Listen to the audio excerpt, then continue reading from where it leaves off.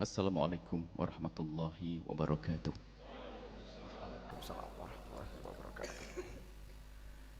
Alhamdulillah wa syukru lillah. Wassalatu wassalamu ala rasulillah sayyidina Muhammad wa ala alihi wa ashabihi wa tabi'ina lahum bi ihsanin ila yaumiddin. Allahumma ya Rabbana a'inna ala syukri ni'amik. A'inna ya Rabbana ala syukri ni'amik. A'inna ya Rabbana ala syukri ni'amika haqqa syukrik. Alif ya Rabbana baina qulubina. Waj'alna ya Rabbana minal mutahabbina fik. ومن المتزاورين فيك ومن المتجالسين فيك ومن المتبادلين فيك إنك أنت على كل شيء قدير. أما بعد. Yang sangat kami cintai, saudara-saudari sebangsa setanah air, upacara kemerdekaan harus kita maknai upaya mensyukuri nikmat yang Allah berikan kepada kita sebagai bangsa Indonesia. Kemerdekaan, dan di dalam mensyukuri kemerdekaan kita harus mengerti kemerdekaan dalam hal apa. Kemerdekaan yang harus kita pahami adalah kemerdekaan di dalam hal kita berbagi kebaikan. Kemerdekaan di dalam menegakkan kebenaran. Kemerdekaan di dalam menegakkan keadilan. Kemerdekaan di dalam mewujudkan kehidupan yang indah. Itu yang harus kita fahami. Bukan merdeka di dalam melakukan ketidakbaikan, bukan merdeka di dalam menuruti hawa nafsu, bukan merdeka membuat kerusakan di muka bumi. Memanusiakan manusia. Kalau kita cermati dasar negara kita,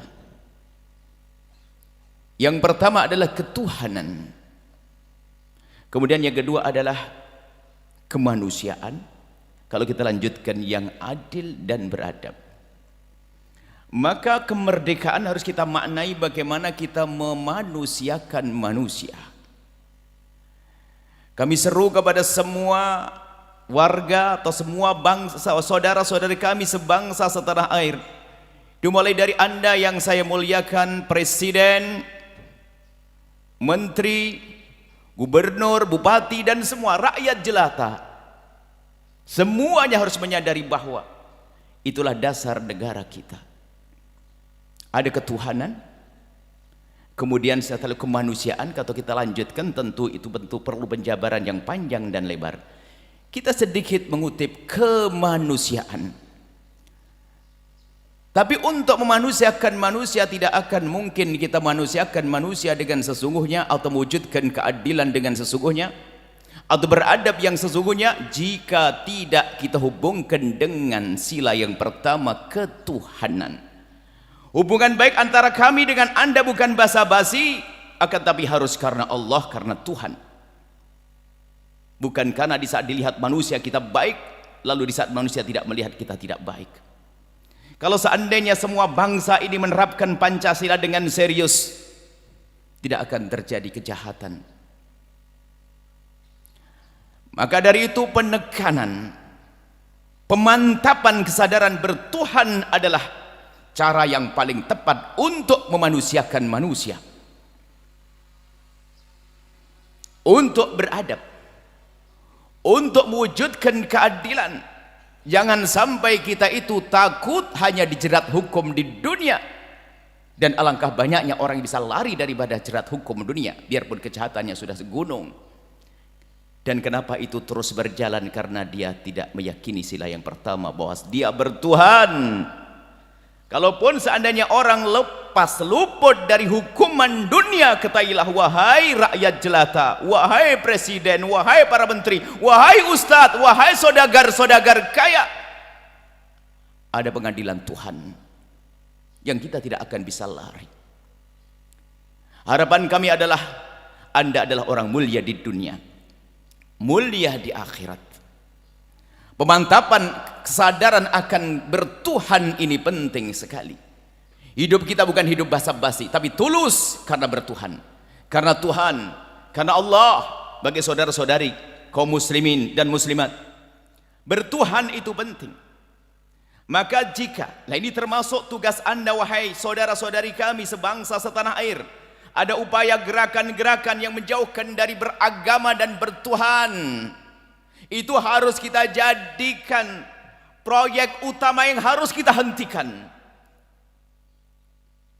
Sekarang ada upaya akan tapi liar, dibiarkan begitu saja, agar menjauh dari bertuhan, menjauh dari beragama. Kalau sudah orang jauh dari merasa bertuhan dan jauh dari merasa beragama, ketahuilah kebaikan yang dilakukan hanya karena basa-basi sosial. Orientasinya sempit. Harapannya ada, yang ditakuti hanya yang di hadapannya saja. Akan tapi yang bertuhan adalah biarpun di tempat sembunyi dia susah melakukan kemungkaran. Kemudian setelah itu, untuk mewujudkan, untuk memanusiakan manusia, wahai siapapun Anda yang berkuasa di negeri ini, yang kami cintai, harapan kami Anda pun menjadi ahli surga. Kami tidak bisa mendoakan Anda sebagai ahli neraka. Harapan kami siapapun yang memimpin negeri ini, Anda adalah pemimpin ahli surga di masa yang akan datang. Maka ayo kita betul-betul memanusiakan manusia. Kita lihat apa yang ada di pojok kota, di pulau sana. Apakah ada kegiatan yang menjadikan manusia sudah tidak beradab? Apakah ada kegiatan yang merusak moral? Kalau ada, ayo kita hentikan. Karena kita bertuhan. Kalaupun Anda biarkan, ketahuilah mungkin jerat hukum di dunia, hukuman di dunia akan lepas, tapi ingat, ada hukuman di akhirat. Jangan sampai ada upaya satu gerakan-gerakan ekonomi atau yang lainnya, jangan hanya mementingkan ekonomi negara saja, akan tapi apakah gerakan-gerakan tersebut menjadikan maslahat untuk umat atau tidak. Jika ternyata itu merugikan untuk umat manusia, berarti itu bertentangan dengan Pancasila karena tidak memanusiakan manusia. Kalau Anda jujur, tempat Anda surga tertinggi, wahai Bapak Presiden, wahai Bapak Gubernur, wahai Bapak Bupati, Ustadz, Saudagar. Kerinduan kami Anda adalah ahli surga semuanya. Tidak ada yang boleh direndahkan. Karena semuanya punya peran, semuanya bisa mengambil bagian terbesar. Semakin tinggi pangkat Anda, surga dekat sekali bagi Anda. Semakin besar kekuatan Anda, surga sangat mudah bagi Anda. Maka kami tunjukkan kepada Anda, petik itu surga, ambil itu surga. Manusiakan manusia. Jangan sampai ada gerakan-gerakan di negeri ini yang menjadikan manusia menjadi anti Tuhan, anti agama. Kemudian jangan sampai ada gerakan-gerakan yang merusak moral. Termasuk Anda mungkin yang mendengar suara ini, saat ini Anda termasuk di dalam lubang atau kumbang kehinaan, kerusakan moral yang merusak akal manusia, merusak akhlak manusia. Ketahuilah Tuhanmu Allah Maha Pengampun. Wahai hamba yang saat ini terpuruk dalam kehinaan, ingat engkau bertuhan. Ada hukuman setelah kehidupan di dunia ini. Akan tapi selagi nyawa masih ada di kandung badan Anda, Tuhan Maha Pengampun. Ayo berhenti, selesai kisah durjanamu, kisah durhakamu, kisah kehinaanmu akan berakhir. Tinggal kembali kepada Allah. Maka tidak boleh ada yang dihinakan saat ini. Yang ada adalah ayo kita ajak semuanya menjadi mulia, kemanusiaan.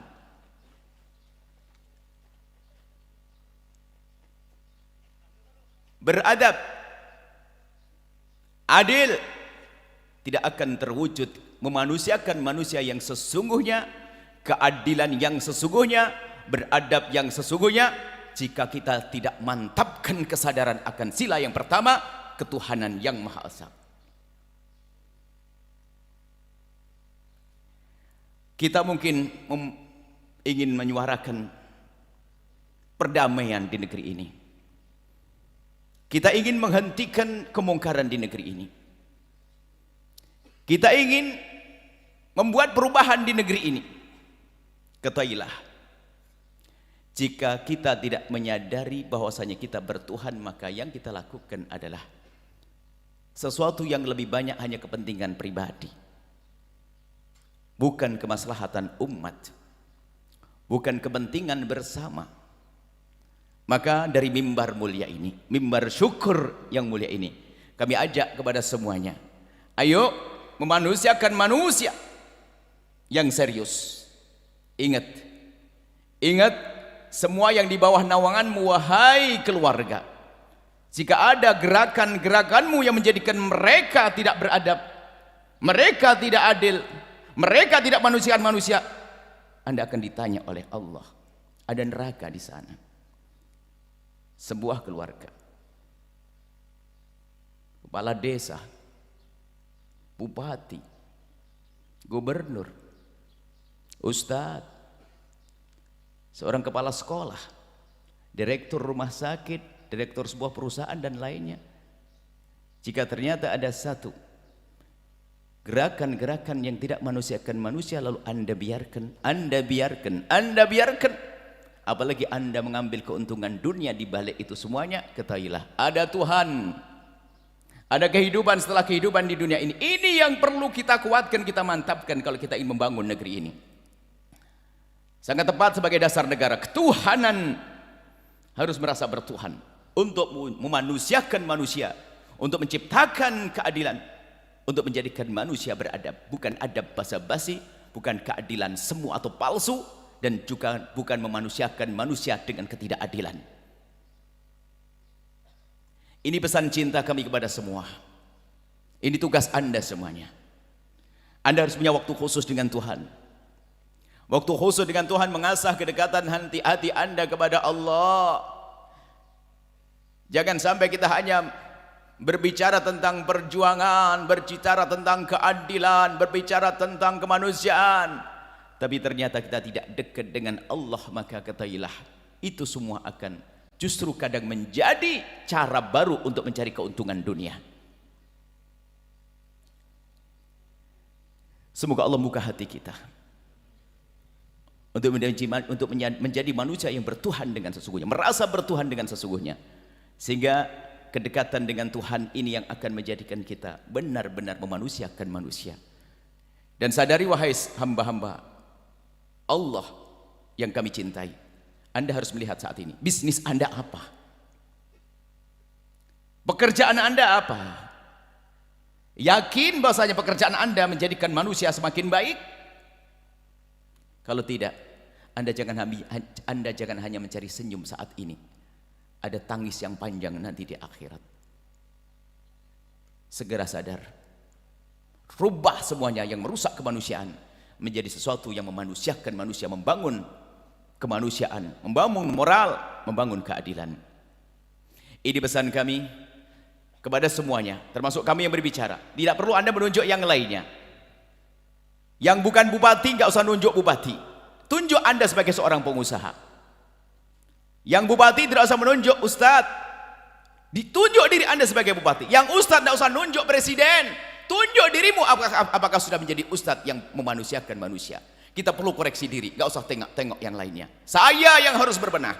Saya harus meningkatkan kedekatan kepada Tuhan, kepada Allah, untuk memanusiakan manusia. Kemudian kita melihat diri kita, apakah sepak terjang kita saat ini memang sudah memanusiakan manusia atau belum. Atas dasar kesadaran kita kepada Allah Subhanahu wa taala, kita kenal Allah. Apakah kita sudah ingin menegakkan keadilan di rumah kita, di masyarakat kita, di negeri ini karena Allah Subhanahu wa taala? Apakah kita sudah benar-benar menegakkan adab? Kerusakan anak-anak karena tidak beradab, karena kerusakan moral. Dengan berkembangnya teknologi, media-media, kerusakan moral, film-film kotor yang merusak moral anak-anak kita, kami berharap penguasa negeri ini bisa menghentikan itu semua dengan teknologi juga. Alangkah indahnya jika gerakan membenahi moral adalah dilakukan bersama-sama. Bukan sekedar petua ustadz, akan tapi berkuasa pun juga ikut andil. Alangkah indahnya akan muncul generasi-generasi yang bertuhan, yang memanusiakan manusia, yang beradab dan adil. Nuhibbukum fillah. Semoga Allah menjadikan kita hamba yang saling mencintai karena Allah. Hidup indah tanpa caci, hidup indah tanpa cerca, hidup indah dengan tolong menolong dalam kebaikan. Assalamualaikum warahmatullahi wabarakatuh.